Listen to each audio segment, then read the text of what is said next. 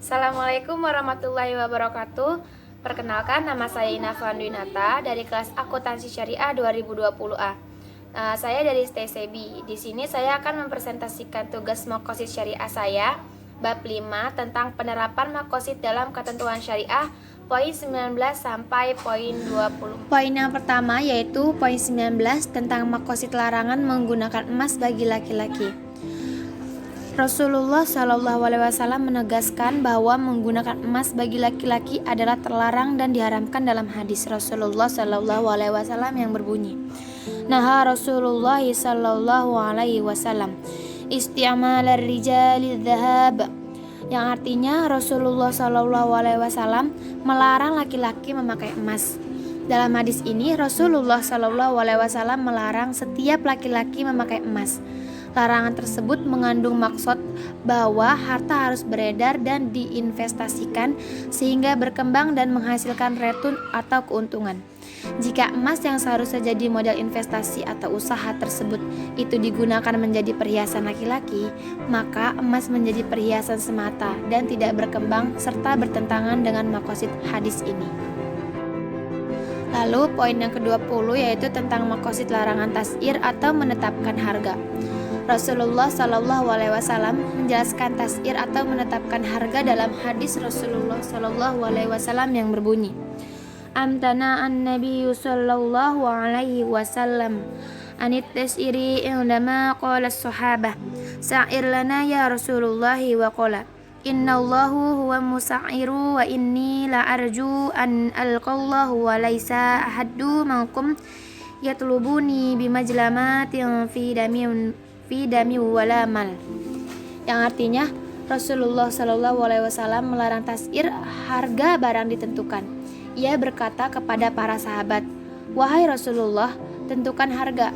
Rasulullah menjawab, "Sesungguhnya Allah Subhanahu wa taala yang menentukan harga, dan aku ingin bertemu Allah Subhanahu wa taala, dan tidak ada yang menentukan karena kezalimanku dalam masalah harta dan jiwaku." Malikiyah menafsirkan hadis tersebut berdasarkan maslahat yang ingin dicapai dalam hadis ini. Tujuan tas'ir atau menetapkan harga adalah melindungi hajat pedagang yang menjual barangnya sesuai supply and demand. Maka penentuan harga bagi mereka adalah menzolimi mereka. Tetapi dalam kondisi khusus, seperti jika terjadi monopoli sehingga supply and demand tidak terjadi lagi, maka tas'ir atau menetapkan harga dibolehkan. Selanjutnya, poin ke-21 tentang perintah meninggalkan transaksi jual beli pada saat azan Jumat. Seperti perintah dan larangan Allah Subhanahu wa taala dalam Quran surat Al-Jumu'ah surat ke-62 ayat 9, yang artinya, "Hai orang-orang yang beriman, apabila disuruh untuk menunaikan salat Jumat, maka bersegeralah kamu kepada mengingat Allah Subhanahu wa taala dan tinggalkan jual beli, yang demikian itu lebih baik bagimu jika kamu mengetahui." Quran surat Al-Jumu'ah surat ke-62 ayat 9. Ayat ini menegaskan tentang larangan berjual beli pada saat salat Jumat. Jual beli ini dilarang bukan karena jual belinya, tetapi karena jual beli tersebut dikhawatirkan akan melalaikan salat Jumat atau terlambat menunaikannya, atau meninggalkan salat Jumat sebelum menunaikan secara sempurna. Makosid tersebut sesuai juga dengan prinsip dalam perdagangan yang tidak boleh melalaikan kewajiban yang lain. Prinsip ini juga dapat menjadi panduan dalam memilih barang atau jasa yang diperdagangkan. Jika diartikan secara lebih luas, prinsip ini dapat diartikan memberi panduan agar transaksi perdagangan tidak hanya berdasarkan mekanisme pasar dengan persaingan bebas atau free fight competition semata. Perdagangan juga tidak boleh lalai dari memperjuangkan beberapa hal penting lain, seperti perdagangan yang turut menjaga kelestarian lingkungan dan sumber daya alam, perdagangan yang adil atau fair antara pelaku usaha yang kecil dan besar, perdagangan yang menjadi bagian solusi pengurangan kemiskinan, perdagangan yang turut membangun ketahanan pangan, dan perdagangan yang turut memajukan daerah, atau perdagangan yang menghormati nilai-nilai sosial budaya. Selanjutnya poin yang ke-22 tentang makosid larangan menghambur-hamburkan harta. Allah Subhanahu wa taala berfirman, A'udzubillahi minasyaitonirrajim. Bismillahirrahmanirrahim. Wa'atizal qurba haqqah wal miskina wa banas sabili wa la tubadzir tabdzira. Innal mubadzirina kanu ikhwana syayatin wa kana syaitanu lirabbih kafura. Yang artinya, dan berikanlah kepada keluarga-keluarga yang dekat akan haknya, kepada orang miskin dan orang yang dalam perjalanan, dan janganlah kamu menghambur-hamburkan hartamu secara boros. Sesungguhnya pemboros-pemboros itu adalah saudara-saudara syaitan, dan syaitan itu adalah sangat ingkar kepada Tuhannya. Al-Quran Surat Al-Isra surat ke-17 ayat 26 dan 27. Ayat larangan tabzir ini berkaitan dengan ayat sebelumnya, yaitu perintah untuk bersedekah untuk kerabat, orang miskin, dan ibnu sabil. Maksud larangan tabzir dalam ayat ini adalah tidak menghambur-hamburkan harta. Makosid tersebut sesuai juga dengan prinsip dalam ekonomi Islam, yaitu membelanjakan pendapatan secara wajar. Hal ini menjadi panduan pertama untuk mendorong terbentuk konsumen cerdas, yaitu tetap melakukan konsumsi tetapi cermat dalam memilih apa yang dikonsumsi, berapa banyak dan pada harga berapa. Konsumsi dilakukan untuk memenuhi kebutuhan, bukan keinginan. Konsumsi juga tidak dimaksud untuk menimbun-nimbun barang atau dilakukan secara tergesa-gesa karena isu terpengaruh iklan dan tawaran. Prinsip ini menekankan bahwa pembelanjaan sebagai dari harta juga perlu dilakukan dalam membentuk infak di jalan Allah. Selanjutnya poin ke-23 tentang makosid penentuan ukuran dan timbangan. Rasulullah Shallallahu Alaihi Wasallam menjelaskan ketentuan tersebut dalam hadis-hadisnya, di antaranya hadis Rasulullah Shallallahu Alaihi Wasallam yang berbunyi, Al-waznu waznu ahli Makkah wal mikyalu mikyalu ahlil Madinah, yang artinya ukuran timbangan adalah timbangan ahli Makkah dan ukuran takaran adalah takaran ahli Madinah. Hadis riwayat Abu Daud.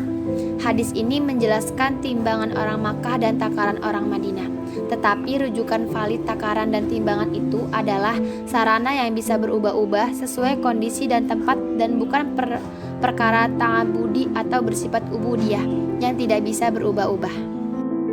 Sedangkan target hadis adalah menyatukan standar timbangan dan takaran dengan ukuran yang valid, maka menggunakan ukuran-ukuran lain seperti ukuran kilogram sebagai rujukan timbangan itu dibolehkan dan tidak menyalahi hadis di atas, karena ukuran kilogram sesuai dengan makosid hadis.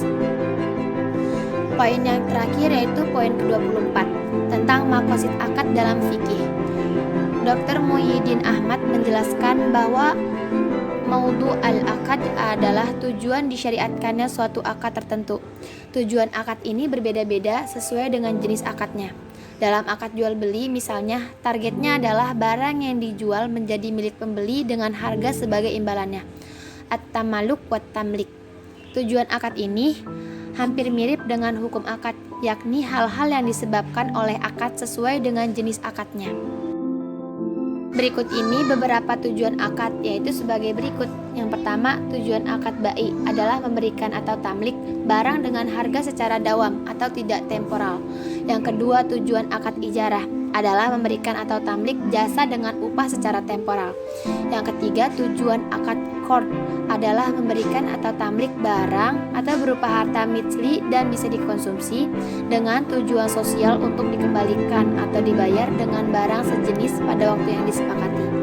Yang keempat, tujuan akad hibah adalah memberikan atau tamlik harta kepada orang lain secara cuma-cuma tanpa imbalan.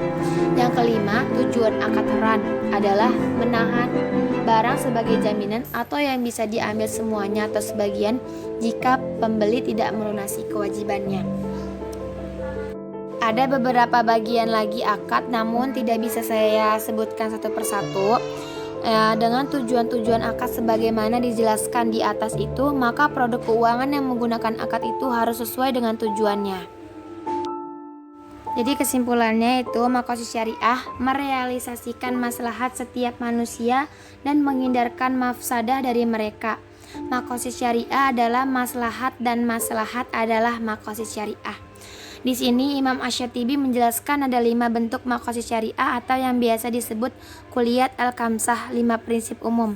Kelima makosid tersebut yaitu hifzuddin yang artinya melindungi agama, hifzu nafs yang artinya melindungi jiwa, hifzu aqlu yang artinya melindungi pikiran, hifzu mol mal yang artinya melindungi harta, hifzun nasab yang artinya melindungi keturunan.